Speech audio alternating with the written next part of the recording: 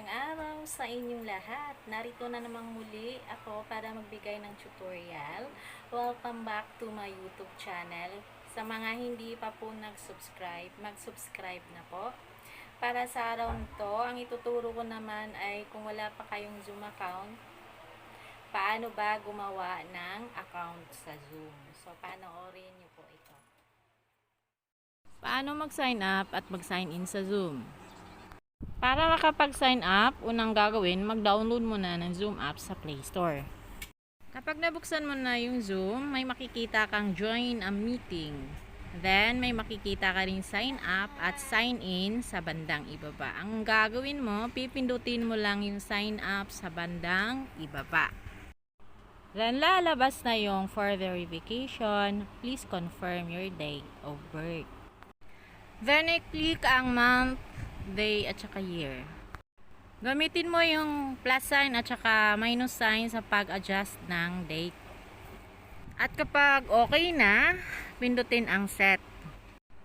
Paalala lang yung year dyan, paki-adjust na lang din kasi ang Zoom ay pwede lamang sa 18 pataas. Kapag nakaset na ang iyong birthday, ilalagay mo na ngayon ang iyong active Gmail account, ang iyong tunay na pangalan, at pagkatapos, i-click mo na ang sign up. Kapag na-click mo na yung sign up, matatanggap mo na yung padala ng Zoom para mag-activate ng Zoom account.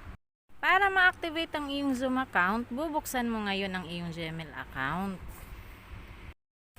Ngayon kung nabuksan mo na ang iyong Gmail account, i-click mo ang please activate your Zoom account.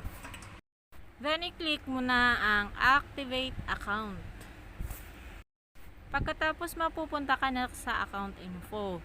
So kailangan mong mag-isip ng 8 characters na ilalagay mo para maging password mo. So kapag nalagay mo na yung password mo, i-check mo ang box ng I am a robot. Then, i-click mo rin ang continue. Pagkatapos naman, ay makikita mo na ang ganitong page. Pindutin mo lang ang skip this step. At dahil nag-skip ka na, so bumalik ka na sa pinakaunang step, yung mag-sign in ka na. Para mag-sign in, kailangan mo lang makabalik doon sa join a meeting. Yung merong sign up at merong sign in. So, ang gagawin mo, i-click mo na yung sign in. Kasi, meron ka ng Zoom account. Ang gagamitin mo sa pag-sign in ay yung Gmail account na in-encode mo kanina sa paggawa ng Zoom account, yung nag-sign up ka. Yung password, yun din yung password na ilalagay mo dito sa pag-sign in. Kapag nailagay mo na yung email mo at saka yung password mo, i-click mo na yung sign in. Kapag nakapag-sign in ka na, mapupunta ka na sa iyong homepage ng iyong Zoom account. At ito nagtatapos ang tutorial natin. Sana may natutunan kayo. Ang sunod ko namang ituturo kung paano magpasa ng image sa Google Classroom.